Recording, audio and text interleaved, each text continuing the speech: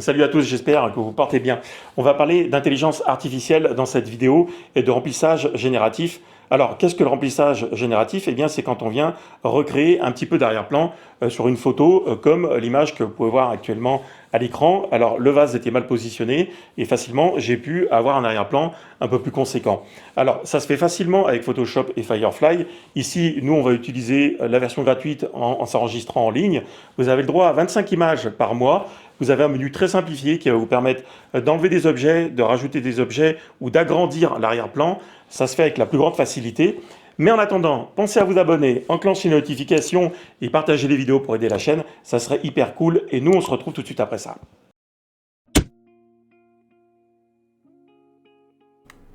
Pour commencer, vous allez ouvrir le site d'Adobe pour créer bien sûr votre compte.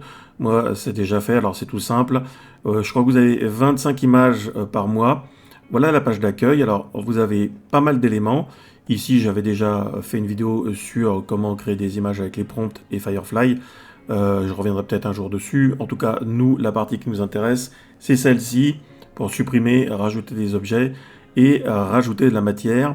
On va charger une image dans un premier temps, une petite image 3D que j'avais fait il y a bien longtemps. On va simplement rajouter tout autour de la surface. Vous allez voir que ça se fait assez facilement. En général, on obtient des résultats qui sont plutôt bons. Là, il n'y a pas grand-chose. Donc pour le coup, ça va faire à chaque fois 3 propositions.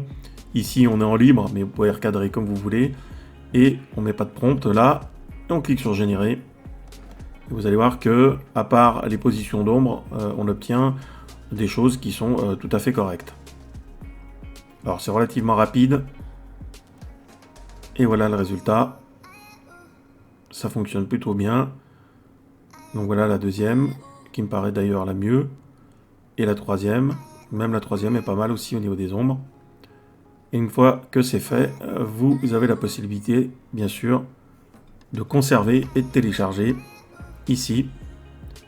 Alors évidemment, vous allez avoir le filigrane en bas à gauche, mais si vous recadrez, ça reste tout à fait utilisable.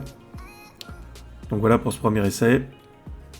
J'ai pris d'autres images qu'on fasse des tests un peu plus complets, vous allez voir. Je vais revenir en arrière, je vais charger ici un décor que j'ai trouvé sur le net, de l'intérieur d'un appart, plutôt une cuisine d'ailleurs. Ici, on va par exemple cliquer sur supprimer et on va gommer rapidement la partie qui est sur le mur là.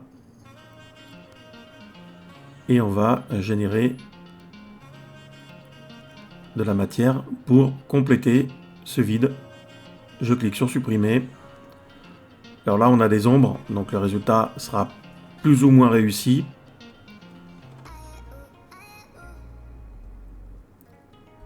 Alors ça tourne. On va voir le résultat. Voilà, donc le premier, pas terrible. Le deuxième, peut-être mieux. Le troisième, voilà, ça reste, je dirais, correct, malgré qu'on ait quand même une surface qui n'est pas terrible au niveau du résultat sur l'ombre. On va par exemple faire un essai supplémentaire. Cette fois-ci, on va conserver et rajouter pour le coup, par exemple un tableau. Donc je vais cliquer sur ajouter. Je vais reprendre cette partie qui est là. Je vais la gommer au mieux, comme ceci. Et ici, on va taper un prompt, tout simple. Et ça va nous proposer, pareil, 3 résultats. En général, on en a toujours un qui passe bien et 2 qui sont un peu limites. Et vous allez voir que ça va être le cas.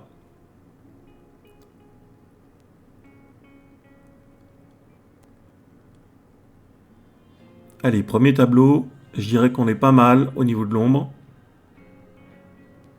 Le deuxième est même plus cohérent et le troisième, l'ombre est pas terrible. Celui-là est quand même... je pense que le deuxième est le mieux. Donc on va par exemple valider sur le deuxième.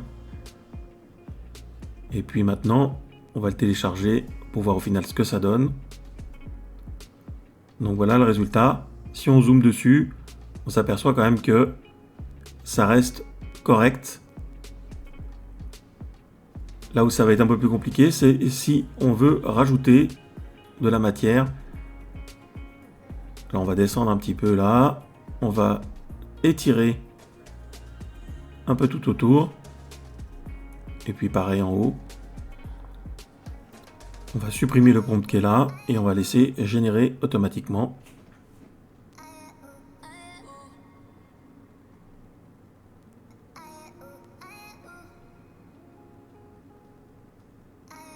Et voilà le résultat. Alors, premier, moi je trouve que le premier est encore assez correct.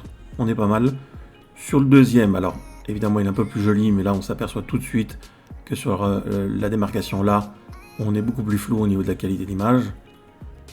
Et ici, ça passe aussi, j'ai envie de dire. Pour moi c'est celui-ci, malgré que le mur soit peut-être un peu sombre, mais le résultat est quand même pas trop mal. On est pas mal du tout. Tout dépend de ce qu'on va faire avec. On va essayer de télécharger celle-ci pour voir au final, et en zoomant un petit peu dessus, ce qu'on a comme type de résultat. Voilà. Ici, clairement, on voit que au niveau des pixels, ça choque un peu. Alors c'est embêtant sur une image comme celle-ci, où au niveau du plan, on a un changement de qualité très net. Vous allez voir que sur d'autres, ça peut passer. Alors ici, une photo de Marseille, hein, je crois que c'était une photo que j'avais fait dans le quartier du Panier. On va agrandir un petit peu et rajouter de la matière. Alors là, comme on a une profondeur de champ qui est plus importante, je pense qu'au niveau de la qualité, ça va choquer beaucoup moins. Donc là, on va rajouter de la matière au niveau du mur. La netteté est surtout dans le centre de l'image. Et pour le coup, ça devrait sortir quelque chose de relativement correct.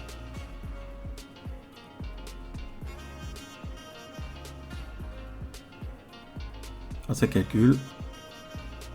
Et voilà ce que ça donne. Donc là, du coup, la cohérence, elle est vraiment bonne. On a quelque chose qui est propre. Même si on a un peu de flou au premier plan, c'est pas gênant, puisque c'est la logique de l'image. En haut là, on n'est pas terrible, ça choque pas trop, malgré tout.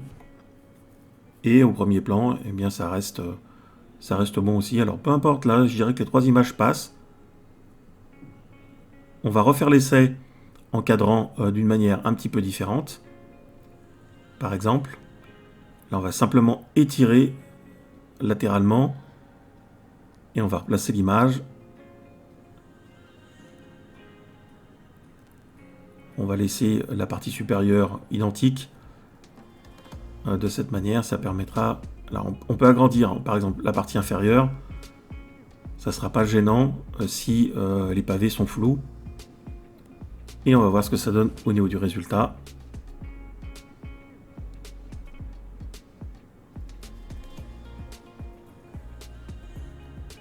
Et là, on est pas mal. Franchement, le résultat est plutôt bon. Je trouve qu'il n'y a pas grand chose à redire. Ça complète assez bien les décors sur le côté.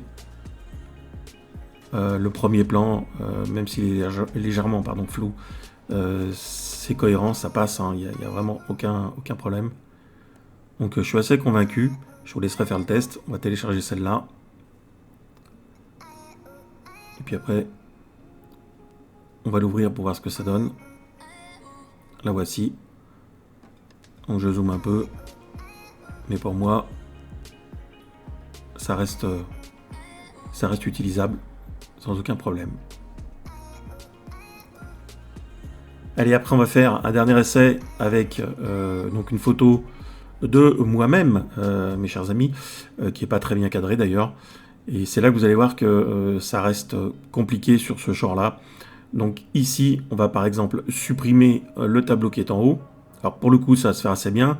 Bon, il faut s'appliquer là, si je laisse un peu de matière. Voilà, il faut bien gommer.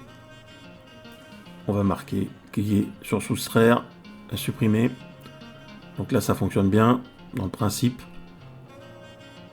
Je dirais que c'est un des éléments qui fonctionne même le mieux.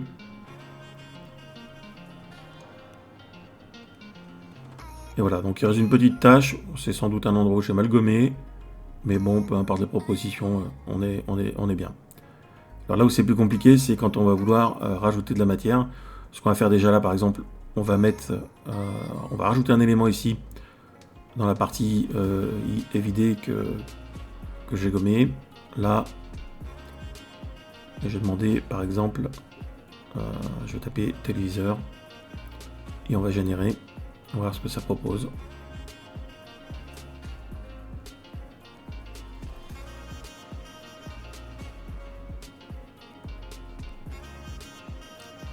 Et voilà, donc pour le premier il passe, même si c'est un vieux téléviseur. Le deuxième, il y a les pieds qui apparaissent dessus. Troisième pareil, c'est pas top.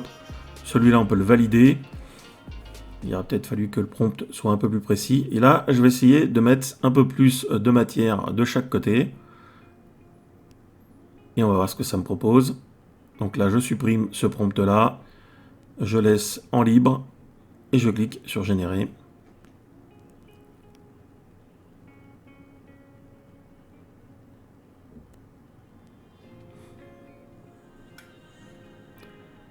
Et là, c'est la catastrophe. Parce que c'est quand même un peu dégueulasse. Alors, on a un téléviseur qui est pas bien beau. On a un fauteuil bon, qui s'est un peu étiré d'une manière particulière. Sur la deuxième, c'est pas génial non plus, parce qu'on a un clavier très arbi.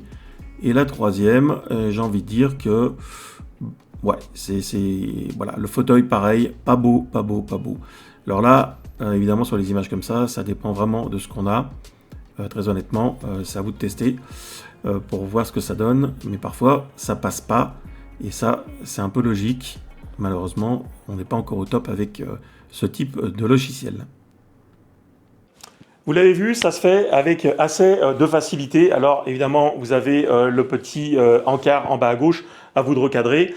Ça marche pas avec toutes les images. Vous avez vu qu'avec ma propre photo, l'arrière-plan, ça donne des choses qui sont pas terribles.